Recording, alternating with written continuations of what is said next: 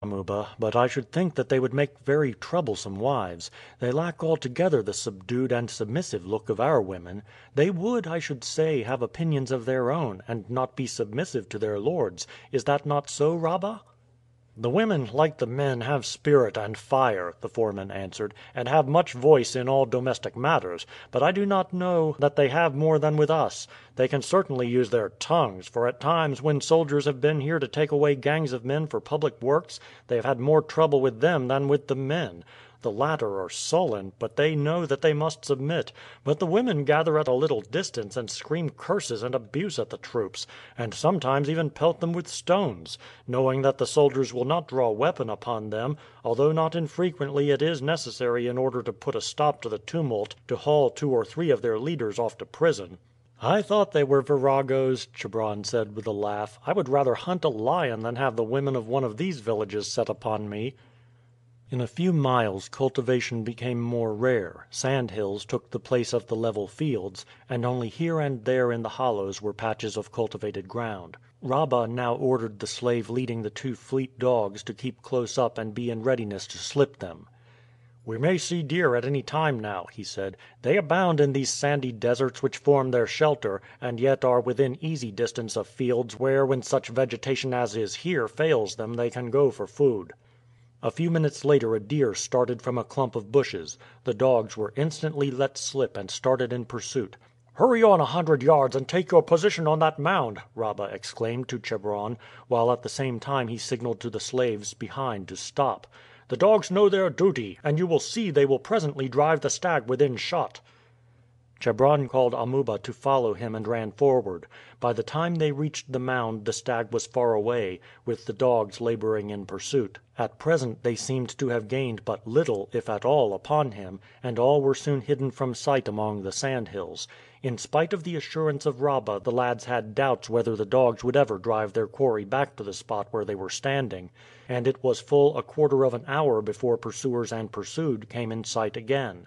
The pace had greatly fallen off, for one of the dogs was some 20 yards behind the stag, the other was out on its flank at about the same distance away, and was evidently aiding in turning it toward the spot where the boys were standing.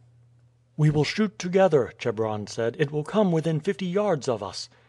They waited until the stag was abreast of them. The dog on its flank had now fallen back to the side of his companion as if to leave the stag clear for the arrows of the hunters. The lads fired together just as the stag was abreast, but it was running faster than they had allowed for, and both arrows flew behind it. They uttered exclamations of disappointment, but before the deer had run 20 yards it gave a sudden leap into the air and fell over. Jethro had crept up and taken his post behind some bushes to the left of the clump in readiness to shoot should the others miss, and his arrow had brought the stag to the ground.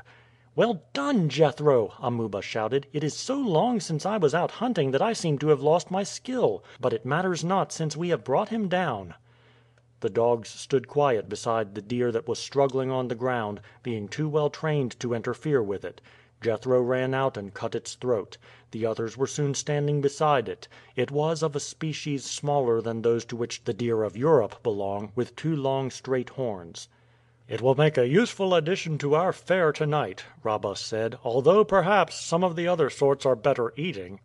"Do the dogs never pull them down by themselves?" Amuba asked. "Very seldom. These 2 are particularly fleet, but I doubt whether they would have caught it. These deer can run for a long time, and although they will let dogs gain upon them they can leave them if they choose. Still, I have known this couple run down a deer when they could not succeed in driving it within bow shot, but they know very well they ought not to do so, for, of course, deer are of no use for food unless the animals are properly killed and the blood allowed to escape." Several other stags were startled, but these all escaped, the dogs being too fatigued with their first run to be able to keep up with them.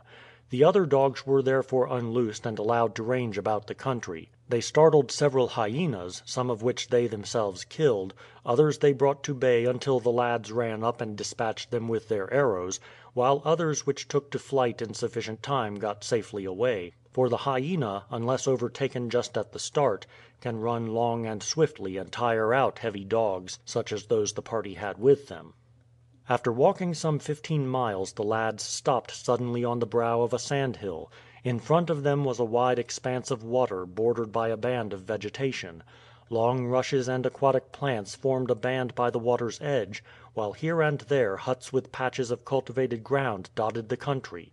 "We are at the end of our journey," Rabah said. "These huts are chiefly inhabited by fowlers and fishermen. We will encamp at the foot of this mound. It is better for us not to go too near the margin of the water, for the air is not salubrious to those unaccustomed to it.